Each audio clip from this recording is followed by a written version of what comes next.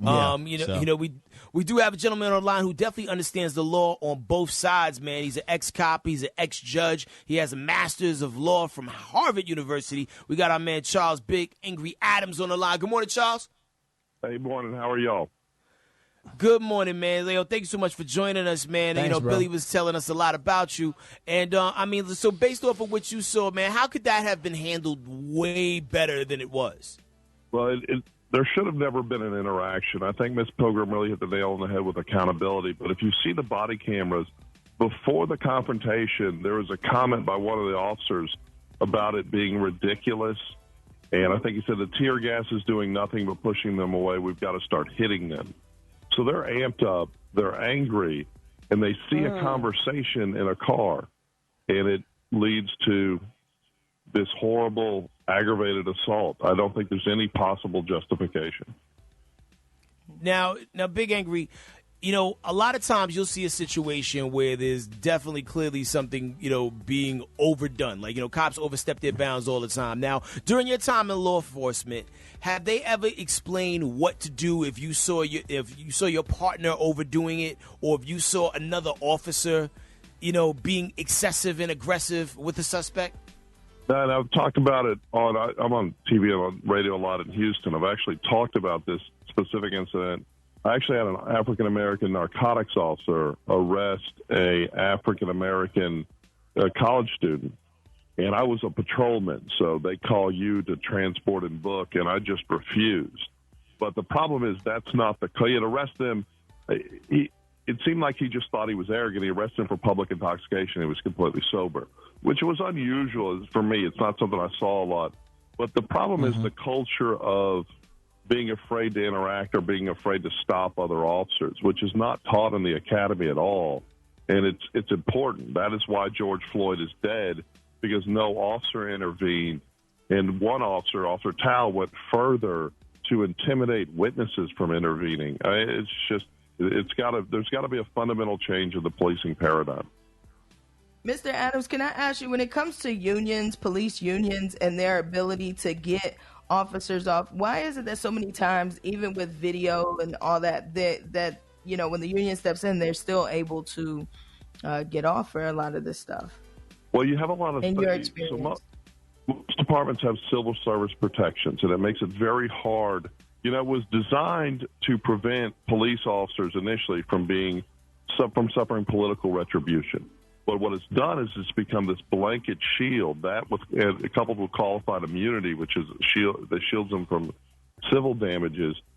You have a lot of strength there. And then it's really not the unions, but it's the union lawyers that are very good. Yeah. And the public wants to believe that police, especially the participating public, people that show up for jury duty, want to believe that police officers are all good. I think body cameras are changing the math, right? And I've said this for 2 decades.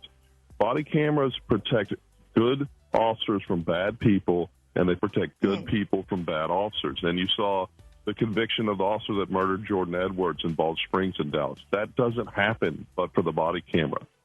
When the body cameras are all come out fully for Big Floyd, it's going to make it very clear that this was murder. I said on the day it happened, it was going to be, they teach you if you hog tie someone, you can't leave them on their chest because they'll go into cardiac arrest. And that's just laying there without 3 people on top of you. And I said from Jump Street, this was murder. They caused them to have a heart attack, and they will try to hide behind the heart attack to beat the conviction. What are the rules for the body cams? Because I see with the other situation with some officers that just recently killed another man, they said that their body cams was off. So, what is the point of wearing them, and, how does that process go? Well, see, so I was an officer in the 90s, and it was, while I was a police officer, it was when you first got dash cams, right? And no officer wanted it. You would always want a new car, but when they put the dash cams on, everybody's like, no, I'll just drive the old car because I don't want to deal with it. Because I think many officers are short-sighted in that they don't realize the cameras actually protect you if you're the good one, and they encourage good conduct. For a group of officers to not have their body cameras on is a decision. And that's what you see in a lot of times, like narcotics, when you're serving warrants and stuff. Breonna Taylor, where were those body cams? Right. Exactly. You have to have a culture that requires it, and the camera can't be controlled by the individual officer. They have the technology now where it can be controlled from the station. And, I had an incident once where an officer turned off and removed, this is back in the 90s, took a VHS tape and erased an incident that occurred in the jail. And I was the supervisor that night. The dispatcher told me, hey, so-and-so went and grabbed the tape and erased it. And, I just immediately went to the captain. Now, it ended up costing the guy his job, but it's a rarity that officers, there's the thin blue line is a bad concept. It's a concept that says tribalism over justice. And a bad cop should be the person that a real cop hates the most. But the arrests in Atlanta, they're not unusual. I'm representing people for free that were arrested. I'm not representing. If you've looted or vandalized or hurt somebody, I'm not going to represent you for free. But I've talked to over 100 people since Saturday. But I was the first one in Houston, and it's kind of snowballed. Houston actually has more lawyers that are offering to represent pro bono for the protesters for free than any other big city in the country. It's something I'm very proud of.